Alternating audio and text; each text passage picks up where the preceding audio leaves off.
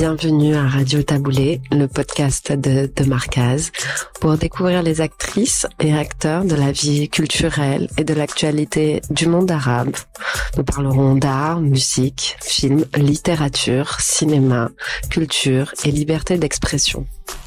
Pour ce deuxième podcast, j'ai le plaisir de vous emmener au festival Cinémed, le festival international du cinéma méditerranéen de Montpellier pour sa 45e édition. Nous avons choisi 2 documentaires en compétition de 2 jeunes réalisateurs, Lina et Cyril, que nous avons eu la chance de rencontrer. Nous commencerons par l'interview de Lina Soualem, accompagnée de sa mère, l'actrice Yam Abbas, pour le documentaire Bye Bye Tibériade, sur les traces de 4 générations de femmes palestiniennes.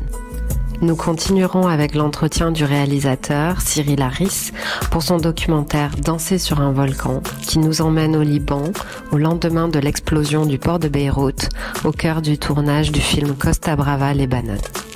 Chaque entretien est précédé de la bande-annonce du film. Bonne écoute. هناك البحر هناك لبنان هناك سوريا وهناك الأردن وإحنا هينا بالنص.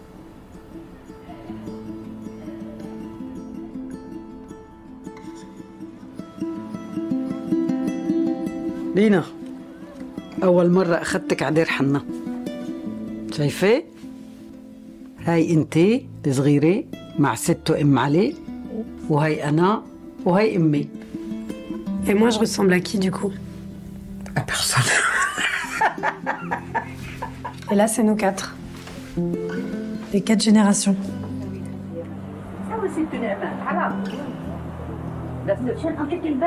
Ma mère m'a transmis sa langue à moitié. Elle m'a transmis un bout de langue.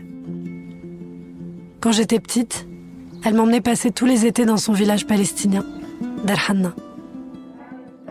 Ce village, elle l'a quitté il y a plus de 30 ans pour réaliser son rêve de devenir comédienne.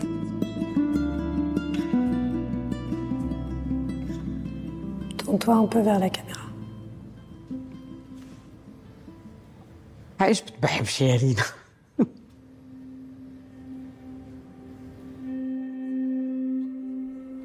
مرحبا. اهلا لينا حبيبتي، زمان ومدة، زمان هالقمر ما بان. من وين طلعتي لنا؟ من وين اجيتي حبيبة قلبي؟ À chaque fois que je la questionne sur son histoire, elle me répète « N'ouvre pas les douleurs du passé ».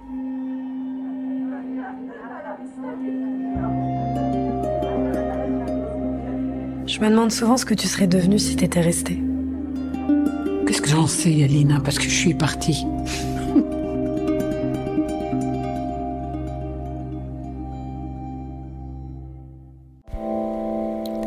Lina Soualem est réalisatrice franco-palestino-algérienne.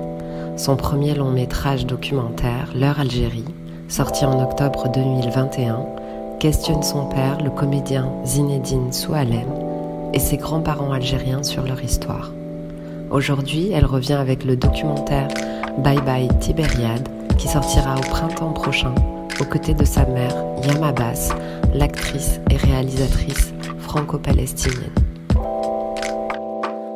Comme c'est mon point de départ pour mes 2 films, je n'imagine pas faire les films sans. Ouais. C'est vraiment la première matière que j'ai eue. C'est ce qui m'a été transmis aussi par mon père. Est-ce que c'est ça qui m'a donné envie de faire des films? Enfin, il y a tout un truc qui... Ouais, autour. Et puis le fait d'exister, que moi, mon être commence à exister aussi dans des images, ça... Enfin, j'ai l'impression qu'elles font partie de moi et que je peux pas m'en détacher, quoi.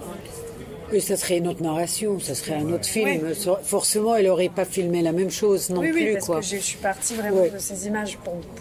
Donc, comme c'est une partie vraiment composante en fait de la narration de ce film, effectivement, c'est difficile d'imaginer le film autrement en fait sans ça. Magie comique. Non, mais en fait, c'est vrai que même pour mon premier film, c'était pas évident.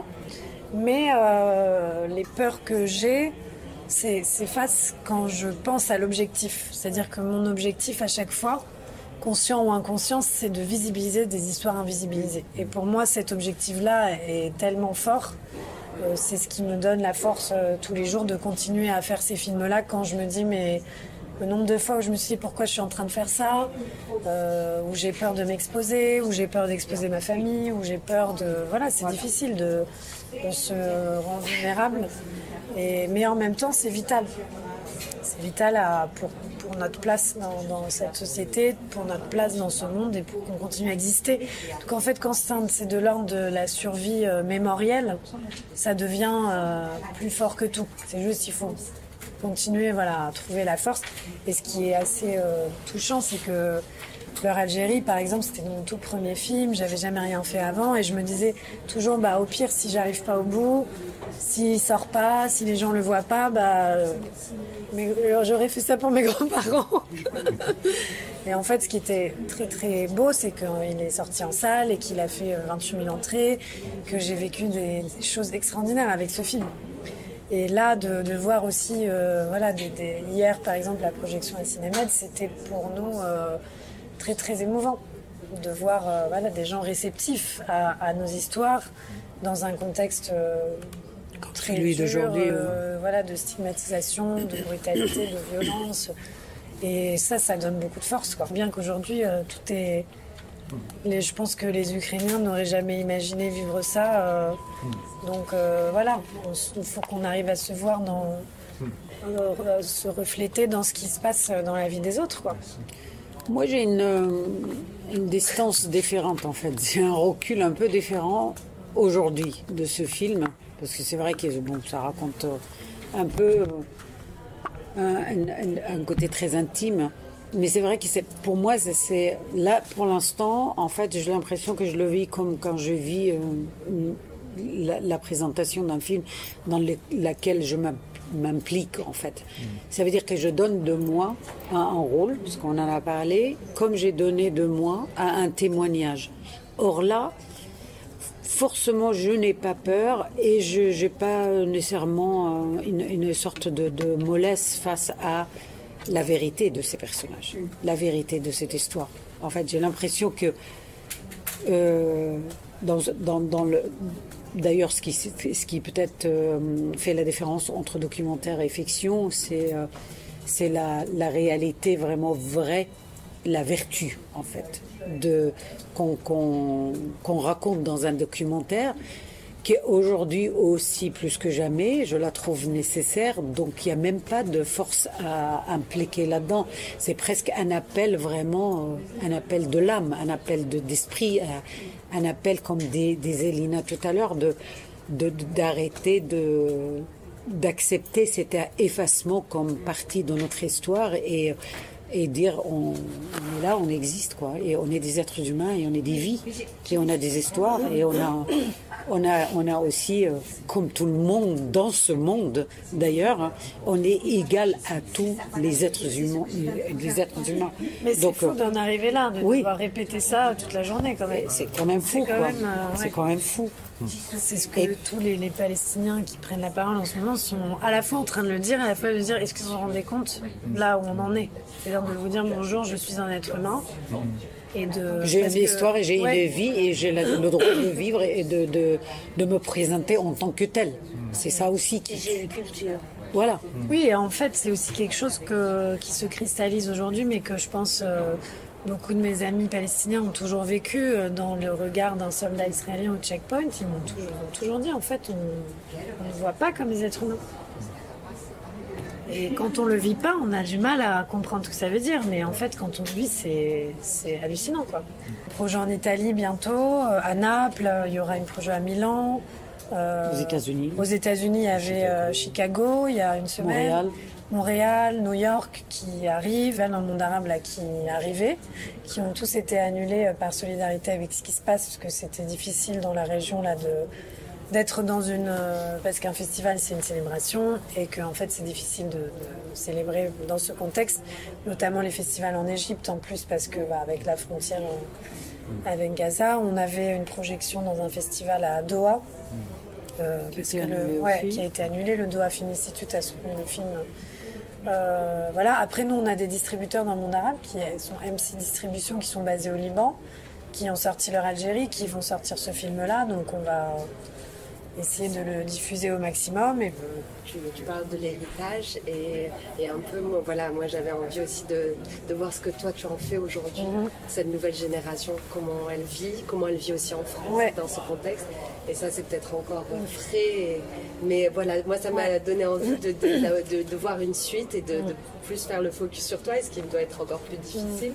Mais comment justement avec tout ce que tu as pu découvrir, comment on le vit aujourd'hui, voilà, la femme Nina dans ce monde, cette génération, qu'est-ce qu'elle fait, et des pistes d'un peu de réponse aussi pour cette jeunesse qui peut aussi se retrouver dans ce que tu as produit.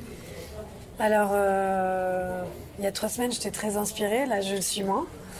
Donc c'est pas évident de penser au futur en ce moment, surtout de penser pour qui, pourquoi on fait les choses, parce qu'on se retrouve quand même dans des moments où on ne sait plus à qui on est en train de parler, et on est un peu choqué aussi de comment les gens nous voient. Donc c'est difficile, mais ce que moi j'avais envie de faire, on va revenir en arrière.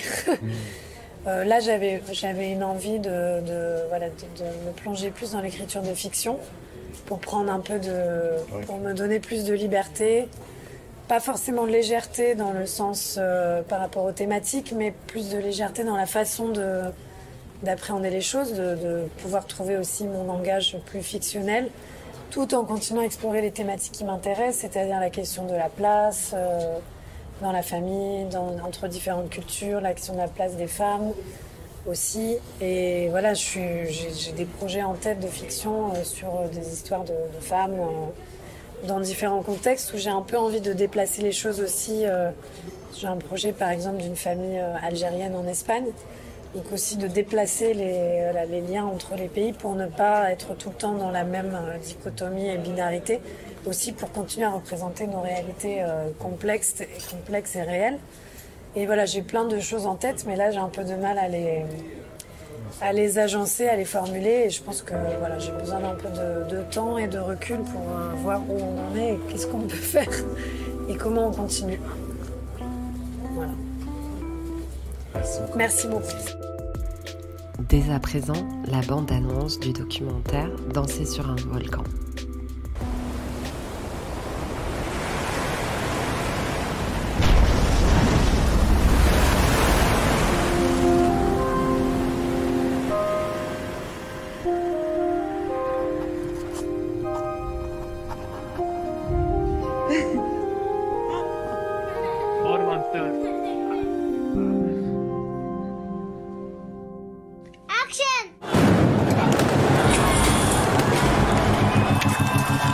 دنيا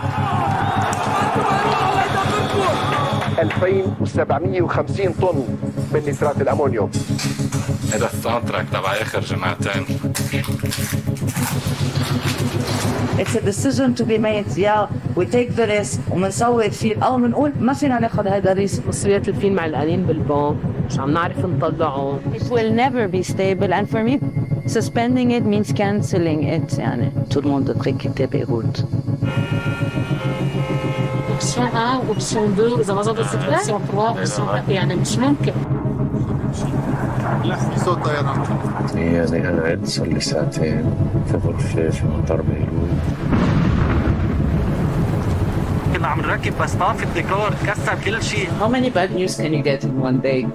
Je trouve que le cumul de drames peut donner naissance à quelque chose d'extraordinaire.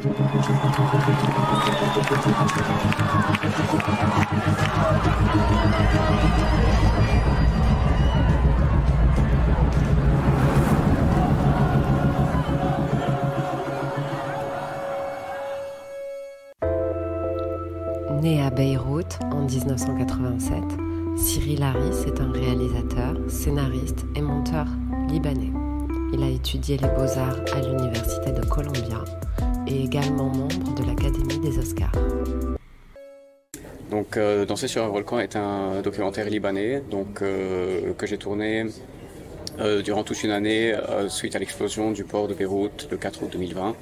Donc on parle d'un Beyrouth en crise politique, crise sociale, crise financière, crise économique. Donc voilà, il y a toute une panoplie de crises qui ont touché le Liban les 4 dernières années. Et donc voilà, notre histoire se passe dans ce Beyrouth-là, Beyrouth détruit. Mais c'est une histoire de reconstruction, c'est une histoire d'une équipe de cinéastes qui essayent de faire leur film dans ces conditions très apocalyptiques.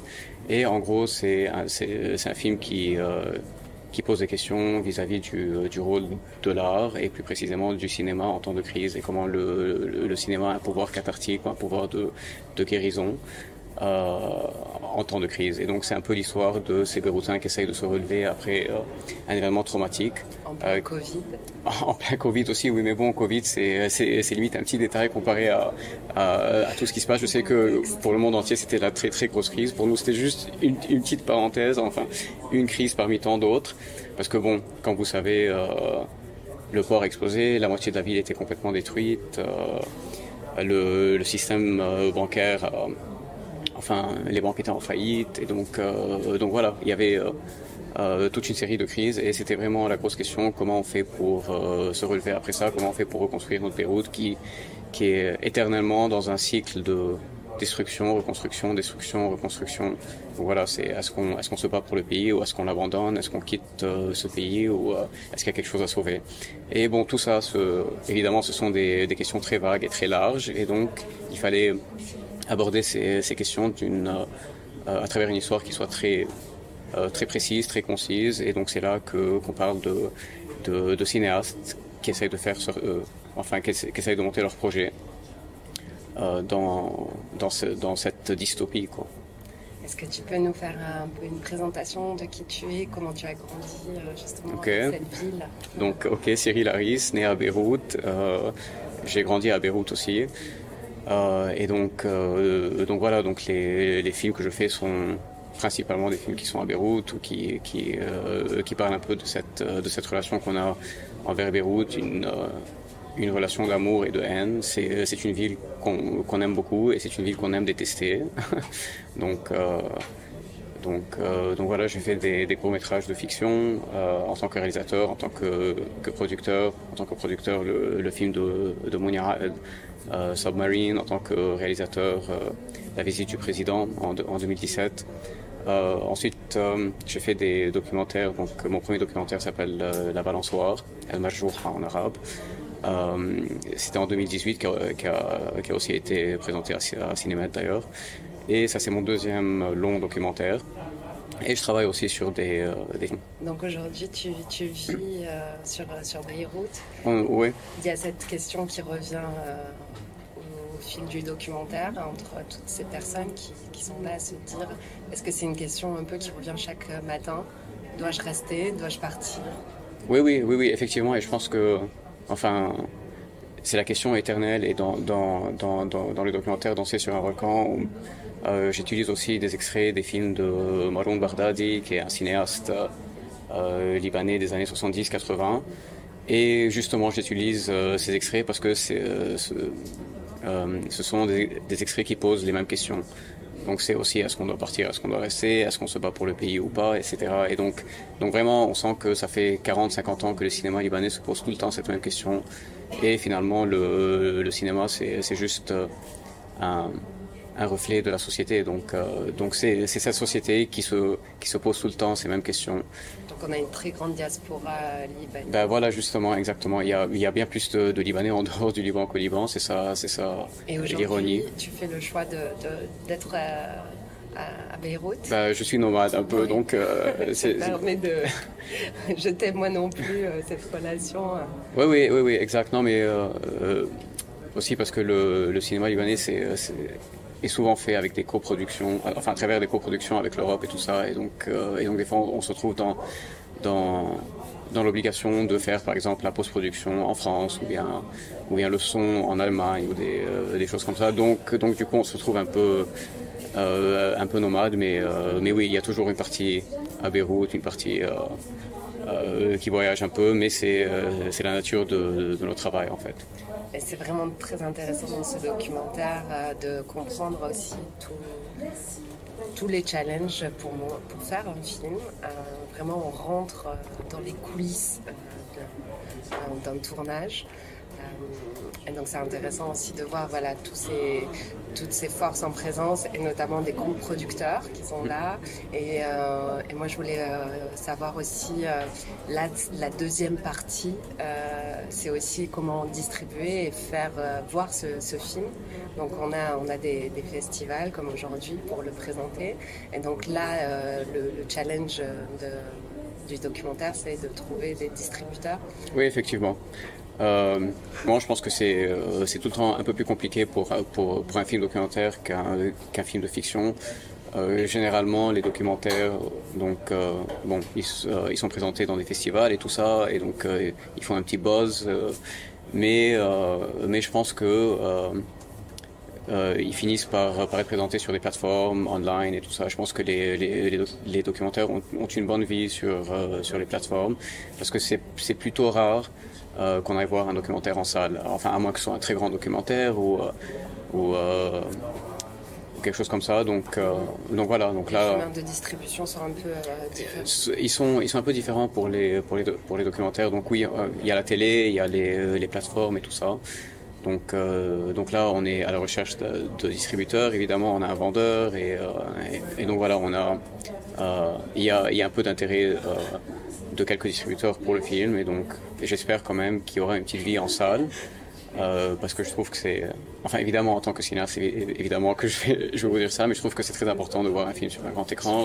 C'est une expérience très différente. Et c'est collective aussi. Exactement. Et c'est une expérience qui est en train de mourir un peu, malheureusement. Les gens sont de plus en plus en train de voir des films sur leur ordinateur ou bien même sur leur téléphone. Mais bon, c'est... Revenir au grand écran. Donc oui, mais vraiment, je me disais pour cette jeunesse, notamment des étudiants en cinéma, que ce film était très formateur pour aussi comprendre dans le quotidien qu'est-ce que c'est être réalisateur, cinéaste, quels sont tous les corps de métier qui coexistent pour réussir à faire un film. Et ce qui m'a touchée, c'était surtout cette complicité aussi entre l'équipe. Et donc moi, j'étais intéressée de voir aussi ta relation avec toute cette équipe, parce qu'on voit des moments très intimes que tu arrives à filmer. Mm-hmm. Et donc ce sont des amis aussi dans la vie. Oui. Ok, alors en fait, ce sont des gens avec qui je travaille sur mes propres films aussi. Donc Joe, par exemple, qui est le directeur le directeur photo est un directeur photo avec qui je travaille également. Mounia, ça fait une dizaine d'années qu'on travaille ensemble. Georges, Myriam, qui sont les producteurs, sont aussi mes producteurs sur mes films. Donc j'avais un peu cet accès dans leur maison, dans leurs espaces intimes, et j'avais vraiment accès à leurs émotions, leurs moments de faiblesse et tout ça. Et surtout que, on parle d'un Beyrouth post-explosion, un Beyrouth ils étaient dans leur bureau qui leur a explosé. Et donc ils étaient dans un moment très sensible. Et je pense que c'est ces moments de faiblesse ou bien de fragilité. Ouais, exactement. Ces moments de fragilité qui les ont réunis encore plus. Donc déjà, faire un film, ça crée un peu une petite famille sur le plateau et tout ça. Mais là, c'était vraiment encore plus, parce que c'était des gens qui étaient quand même traumatisés et qui ont vécu ce même trauma. Enfin, que tout Beyrouth a vécu d'ailleurs. Et donc ça crée une sorte de solidarité solidarité en temps de crise, qu'on ne voit que en temps de crise. Oui, puisqu'on les voit même dès le départ à se poser la question, est-ce qu'on le fait ou on le fait pas? Et donc, moi, je me suis posé la question, tu as commencé à filmer en ayant toute l'idée derrière, ou c'est venu un peu organiquement, où tu avais une caméra au départ, tu as pu suivre quelques discussions de là? Ah, mais c'est un peu comme tous les documentaires. Donc, on a une sorte d'idée en tête, ensuite on suit un peu son instinct, et le film, les événements se passent et ils nous prennent d'un endroit à l'autre, et l'idée se développe un peu comme ça. Mais non, à la base, je n'avais pas, je voulais pas vraiment filmer un making of ou quoi que ce soit, mais c'est plutôt l'explosion qui a vraiment tout commencé, parce que j'ai commencé à filmer Beyrouth détruite, les gens en train de reconstruire Beyrouth et tout ça, mais bon, ça reste quand même assez vague.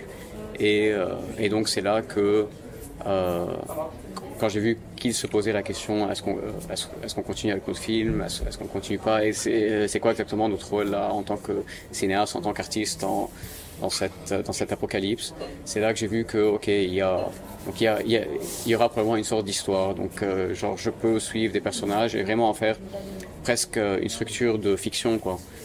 Est-ce qu'on va le faire, on va pas le faire, quels seront les obstacles, comment on va surmonter les obstacles, qu'est-ce qu'on va apprendre à la fin, donc toutes ces questions, c'est presque une structure d'un film de fiction. Mais bon, en même temps... Alors le personnage de Joe est vraiment extraordinaire. Bah oui, c'est un personnage en fait qui utilise l'humour pour, face au désespoir. Donc en fait, ce qui est assez intéressant, c'est qu'on voit chaque personnage comment chaque personnage fait face à son trauma ou à son... avec les challenges. Exactement. Myriam, par exemple, c'est avec le sourire, avec les rires nerveux, donc elle masque un peu son anxiété avec cette sorte de rire hystérique, je dirais, alors que Joe, au contraire, Joe c'est l'humour noir en fait, l'humour sarcastique, qui a fait énormément rire la salle. Vraiment, on est rentré dans sa personnalité. Et vraiment, c'était non, effectivement. Malheur de l'équipe.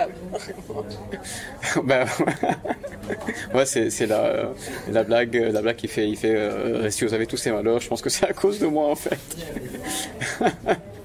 Parce qu'il y a 20 ans, quelqu'un m'a lancé un sort ou un truc comme ça. Ouais, non, c'est complètement... Non, mais c'est le style de mec. Enfin, il rentre chez lui. Toutes les vitres sont explosées. Il y a vraiment rien par terre. Exactement. Et il dit, bah ok, au moins là j'ai un courant d'air. J'ai pas d'électricité, j'ai pas d'air conditionné, mais là j'ai plus de vitres, j'ai plus de fenêtres. et ça me fait un courant d'air. C'est vraiment un luxe que je n'avais pas. Donc c'est cette espèce d'humour que je trouve qui est un humour très libanais, très méditerranéen, un humour un peu cynique, mais bon, finalement... Qui détend aussi l'atmosphère. Mais c'est ça, exactement. Qui donne au groupe un peu des capsules comme ça de légèreté. Oui, effectivement. Comment est venue du coup l'idée de danser sur un volcan comme titre? En fait, danser sur un volcan est une expression que je pense qu'ils utilisaient en Allemagne dans les années 30, genre avant la Deuxième Guerre mondiale. Et je pense que c'est la jeunesse allemande qui disait que donc ouais, on est là, on est en train de danser, tout ça, on est en train de danser sur un volcan parce que bon, ils voyaient un peu la guerre mondiale arriver, quoi. Mais moi personnellement, j'ai lu cette expression dans un entretien avec Jean Renoir, qui faisait, je pense, la promotion de son film La règle du jeu, donc 1939, quelque chose comme ça, et qui disait que mes personnages, qui sont une sorte de bourgeoisie, aristocratie dans le film, qui sont dans leur petit palais là, ils disaient, et qui s'amusent et tout ça, alors que tout s'écroule autour d'eux. Et Jean Renoir disait, ce sont des personnages qui dansent sur un volcan. Et donc voilà, j'ai voulu faire un peu ce petit clin d'œil parce que finalement dans ce film on voit des gens en train de construire, des gens qui créent un peu leur propre bulle ou d'échappatoire, quoi. Alors que tout s'écroule autour d'eux, donc le volcan c'est un peu Beyrouth, ce Beyrouth qui a vraiment explosé et qui menace toujours de s'exploser encore et encore. Enfin, on le voit bien maintenant avec les événements actuels d'octobre 2023. Et en même temps, il y a cette joie de vivre que les Libanais ont, l'humour dont on parlait. Donc tout ça se traduit un peu avec cette danse-là. Et aussi les Libanais, enfin, ils sortent beaucoup, ils veillent beaucoup, ils dansent beaucoup et tout ça. Donc il y a aussi un peu cette métaphore qui est en fait très concrète où on voit les gens en train de danser dans des boîtes et tout ça, mais vraiment sur un volcan. Donc voilà, c'est un peu toutes ces circonstances qui ont fait que c'était un bon titre. Oui. Ça appelle à réflexion. J'ai beaucoup aimé également la discussion de Mounia avec son père, qui lui aussi a des paroles qui appelle vraiment à philosopher, on va dire, sur la vie. Oui, effectivement. Non, j'aime beaucoup les scènes de Mounia et son père parce que c'est un peu, en fait, c'est une sorte de discussion entre deux générations. Donc c'est une génération qui vraiment a vécu bien plus de guerres que nous, bien plus de crises que nous. Et nous, ok, on est cette génération qui a vécu une guerre en 2006, une sorte de crise sociale profonde maintenant et tout ça, mais j'aurais cru que, en filmant ces scènes, que le père de Mounia serait bien plus défaitiste et bien plus cynique et lui dire, tu sais, mais en fait, ça fait genre 70 ans que ce pays est genre constamment dans cet état chaotique et c'est un pays qui est constamment en... Et lui a fait le choix de rester. Hein. Ouais, lui. Et en fait, il est... à ma surprise, il était très, très optimiste et beaucoup d'espoir. Exactement, beaucoup d'espoir en se disant, mais tu sais, les jeunes, ils se relèvent tout le temps, etc. Et en fait, c'est ce que Mounia et son équipe ont fait aussi. Donc, d'une part, il a quand même raison. Cette résilience qui naît. Oui, une sorte du chaos. C'est une sorte de résilience qui rentre un peu avec du déni. Enfin, on ne peut pas accepter cet état de chaos qui est constamment imposé sur les Liban, sur Beyrouth, et souvent par des forces extérieures qui ne nous concernent même pas. Donc oui, il y a cette persévérance ou bien ce désir de s'affirmer. Dans le cas de ce film, à travers l'art, à travers le cinéma, c'est un peu comme pour prouver que notre refus de ces conditions auxquelles on a vraiment aucun contrôle, et donc on crée notre petit plateau où vraiment où on contrôle un peu tout et on peut créer un peu cet univers. Exactement. À ne pas s'abattre sur son sort. Exactement. Oui, c'était très important pour moi que dans le film, qu'on soit pas très victimisant, regardez-nous pauvres Libanais, regardez toutes ces crises. Non, au contraire, parce que ça on le voit déjà à la télé, donc c'est pas nécessairement très intéressant. Il n'est pas anxiogène le documentaire, effectivement il n'y a pas ce... Non, oui, effectivement, parce que je pense que c'est plus authentique à la mentalité libanaise la mentalité des Beyrouthins qui sont des gens qui font avec, quoi, qui essayent de... Keep going. Qui s'adaptent constamment, et je pense que c'est une qualité, c'est une très grande qualité, mais en même temps ça fait il n'y aura jamais un vrai changement, parce que les leaders politiques et tout ça, ils se disent, en tout cas ils sont résilients, en tout cas ils persévèrent, ils s'adaptent à tout, donc voilà. Preuve en est, après le 4 août, c'est pas du tout les autorités qui ont reconstruit Beyrouth, c'est les gens. Donc chacun a reconstruit sa maison, son immeuble. Les gens sont venus vraiment des quatre coins du Liban pour aider à cette reconstruction. Mais c'était très grassroots. Donc c'est sur le terrain.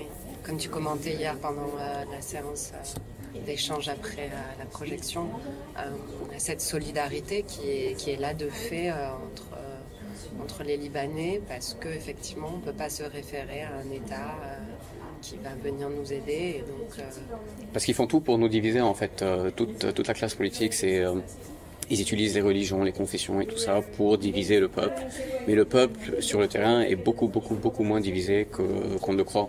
Finalement, Beyrouth est très éclectique, il y a un peu de tout et le monde vit, quoi. Donc oui, effectivement, je trouve qu'il y a cette solidarité sur le terrain qu'on ne voit pas nécessairement dans la classe politique. Parce que ça ne les arrange pas qu'on soit solidaire, ça les arrange qu'on soit divisé, et qu'on soit chacun dans son clan et que chacun vote pour son leader politique qui représente sa religion ou bien sa communauté. Et on a aussi, on fait face aussi à une division territoriale avec, on voit Saleh Bakri, oui. qui effectivement qui réalise qu'il est à 1h30 de route depuis Haïfa pour rejoindre Beyrouth. Et donc, on ne va pas spoiler, mais pour les gens qui vont voir ce documentaire, mais voilà, c'est tout un challenge de circuler aussi dans la région. Oui. Ça, c'est carrément la tragédie des Palestiniens comme Saleh qui sont tellement proches, mais qui doivent faire le tour du monde pour pouvoir venir travailler sur un projet artistique. Donc un truc vraiment très innocent. Il doit vraiment faire le tour du monde et rentrer dans tous ces conflits et tout ça pour juste pouvoir être acteur. Et donc voilà, j'ai voulu inclure un peu, ouvrir cette petite parenthèse sur ces divisions qui sont le résultat de conflits régionaux qui nous séparent encore plus. Absolument, et puis c'est toujours plus marquant parce qu'on peut le savoir qu'il y a des problèmes de circuler, mais voilà, quand ça touche quelqu'un dans son parcours de vie, dans une situation précise, on en prend plein la vue. Hein. Mm-hmm. Il y a une équipe très féminine aussi, donc c'est chouette. Ouais, en fait, tous les personnages principaux, bon, à part Joe, mais c'est Mounia, Myriam, Abla, Raja, donc c'est plein de femmes, mais c'est le cas, effectivement, parce que dans notre industrie du cinéma au Liban, en fait, c'est très féminin. Il y a plein de réalisateurs femmes. Une de nos plus grandes réalisatrices, ou bien peut-être la plus grande réalisatrice, c'est Nadine Labake, qui est aussi une femme. Il y a aussi des hommes, il y a Douairi, Maroun Baghdadi. Donc oui, évidemment, c'est bien. Il y a un bon mélange.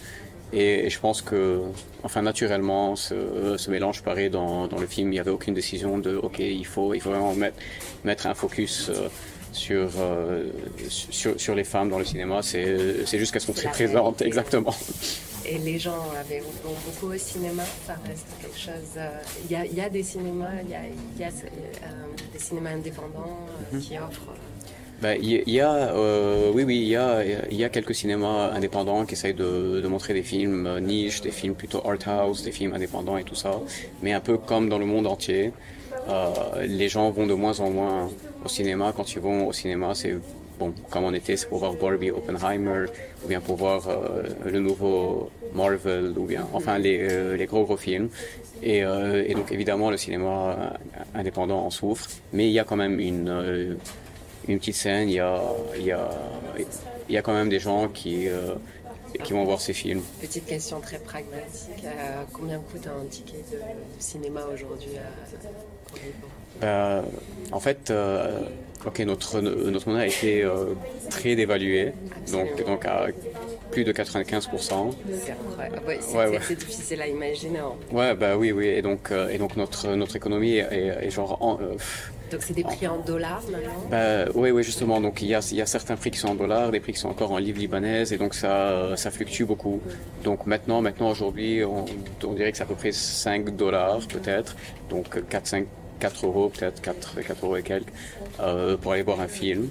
Est-ce que c'est cher ou pas? Ça reste. En fait. Par rapport au coût de la vie, je sais pas. Une baguette coûte combien?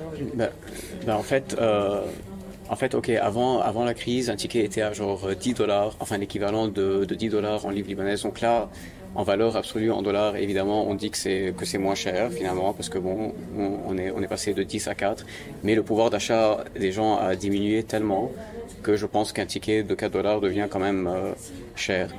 Mais je sais que, par exemple, les tickets pour les films indépendants, un festival, il y a quelques mois, un festival de documentaires était à genre $2. Donc, mais bon, c'est des festivals subventionnés. Avec l'Institut français. Exactement, avec l'Institut français, voilà, c'est exactement ça. Donc voilà, donc c'est un peu dur maintenant, parce qu'en fait, toute l'économie est en train de s'adapter à ce dollar, quoi. À cette dévaluation et à ce dollar, tout se transforme un peu. La livre libanaise disparaît, et c'est une économie qui est en train d'être dollarisée, un peu comme le Panama, comme l'Équateur, comme potentiellement l'Argentine bientôt. Donc voilà, donc je pense que les prix sont en train de se rajuster au dollar, mais le pouvoir d'achat, de certaines personnes qui ont des salaires en dollars ou bien qui ont des rentrées en dollars de l'extérieur, ces personnes-là s'adaptent. La vie peut-être est légèrement moins chère, mais les gens qui encaissaient en livres libanaises, ceux-là, ils ont vraiment leur pouvoir d'achat s'est dégradé d'une manière, s'est effondré. Plus, toutes les banques sont en faillite évidemment, donc Donc tous les dépôts bancaires ont complètement disparu, même s'ils refusent de l'admettre. Mais bon, sur le terrain, on sait très bien que les banques, finalement, tous les dépôts ont disparu. On parle de dizaines de milliers de dollars qui étaient justement les comptes épargne des gens, quoi. Donc là, on voit le film qui est en train de se produire, c'est Costa Brava, les bananes. Et j'ai trouvé très agréable, en fait, alors j'ai pas encore vu ce film-là, et j'ai trouvé très agréable de commencer par le documentaire, qui est vraiment un appel ensuite à aller voir le film. Donc je sais pas qui a vu un peu en premier, mais voilà, pour ceux qui ne connaissent pas, est-ce que toi aussi tu conseillerais de commencer par le documentaire avant de voir le film? En fait, ils sont assez indépendants, les deux films, donc je pense qu'on peut voir l'un sans l'autre, on peut voir les deux évidemment, mais bon, finalement le documentaire, même s'il utilise l'histoire du making de Costa Brava, ça reste quand même l'histoire de Beyrouth en crise, Beyrouth qui essaie de se relever, Beyrouth qui essaie de se reconstruire, donc en fait l'histoire des cinéastes, c'est juste la narration pour soutenir un peu les plus grosses questions, ou bien cet aspect un peu plus grand sur Beyrouth en tant que ville, le Liban, etc. Mais bon, non, évidemment que j'encourage les gens à voir les deux. ça c'est idéal, mais les films sont quand même assez indépendants. On ne découvre pas non plus l'histoire du film. Ah non, c'est non, juste une mise en bouche. Et donc dans la salle hier, nous avions des distributeurs intéressés, donc j'espère que on verra bien et que les francophones pourront découvrir le film. Et ensuite, oui, j'ai adoré aussi de découvrir. Il y a un moment, il y a des discussions qui sont à une table où les gens mixent très facilement le français, l'anglais, le libanais. Et donc je me posais la question, voilà, comment ça va être traduit. Enfin, c'est surtout dans les sous-titrages que là où ça devient complexe. Non, mais dans les trois langues, il y a des sous-titres pour tout. Donc même quand ils parlent français, on met des sous-titres français parce que parce que sinon ça finit. Oui, t'as des débuts de phrases. Ouais, exactement. Seulement. Exactement, c'est genre 4 mots en arabe, 2 mots en français, ensuite un petit mot en anglais, ensuite on revient à genre une phrase en français complète. Donc c'est. Vous avez un cerveau trilingue. Ouais. Non, exactement. On mixe un peu tout en fait. Là, tu fais l'effort, mais tu peux nous faire une phrase peut-être de conclusion. Non, mais c'est le gros cliché de comment les Libanais se disent bonjour, c'est hi, kifak, ça va. Donc c'est un gros cliché évidemment, c'est la blague, mais bon, hi c'est en anglais, kifak c'est comment ça va en arabe et ça va en français, et c'est vraiment on dit hi, kifak, ça va. Donc c'est vraiment c'est un peu cette. Oui, ça reste une ville cosmopolite. Avec tous ces mélanges. Non, mais c'est aussi parce qu'il y a des écoles françaises, donc le système français, le bac français, etc. Il y a des écoles américaines où genre tout se passe en anglais, et bon, des écoles où c'est en arabe, et donc en général dans les écoles françaises on apprend à parler anglais aussi, dans les écoles américaines des fois on apprend à parler français, bon, tout le monde parle arabe évidemment, donc il y a un peu ce mix là, il y a des gens qui parlent anglais, arabe, des gens français, arabe, des gens les trois en même temps, donc voilà, c'est un peu ça. Et ça se voit un peu dans le film, enfin comment ils mélangent tout n'importe comment. Mais bon, c'est ça, c'est le Liban, quoi. Merci Cyril. Merci à vous. Si tu veux clôturer en disant quelque chose aux auditeurs, quel est ton sentiment aujourd'hui, maintenant que tu arrives à projeter. Non, je trouve ce que j'ai vraiment beaucoup aimé dans la projection d'hier, c'est que je pense que le public français en fait connaît le Liban, enfin bien plus que le reste des Européens, ou bien que les Américains, ou bien enfin les autres. Déjà de par la langue. De par la langue évidemment, mais aussi il y a cette affinité. Enfin, on comprend un peu la culture méditerranéenne. Ils ont une ouverture sur le Liban, ils connaissent bien. Comme vous avez dit, il y a une grande diaspora libanaise, et donc je trouve que beaucoup enfin le sens de l'humour est vraiment passé. Ce qui n'est pas tout le temps le cas avec des spectateurs qui ne parlent pas nécessairement les langues ou bien qui ne connaissent pas vraiment cet humour noir un peu que les Libanais utilisent. Et donc voilà, moi personnellement, ça m'a vraiment fait plaisir de savoir que les gens ont beaucoup ri. Même si c'est un film très tragique. Avec larmes de temps en temps, mais on a... Ben oui, parce que on parle quand même d'un épisode très tragique de l'histoire du Liban. Qui ne s'est toujours pas terminé, qui est toujours en cours, mais le fait que les gens aient réussi à rire, donc voilà, ça c'est très cool, et j'espère vraiment qu'il y aura de la distribution française pour qu'on puisse partager le film avec plus de gens en France, des gens francophones, donc voilà. Un film à voir. Merci. Cette année. Merci Cyril. Merci. Merci d'avoir écouté ce podcast jusqu'au bout. Suivez-nous sur les réseaux sociaux de Marcaz pour ne rien manquer de nos prochains podcasts. On se retrouve très prochainement pour de nouvelles rencontres et découvertes sur Radio Taboulé. D'ici là, restez curieux et curieux.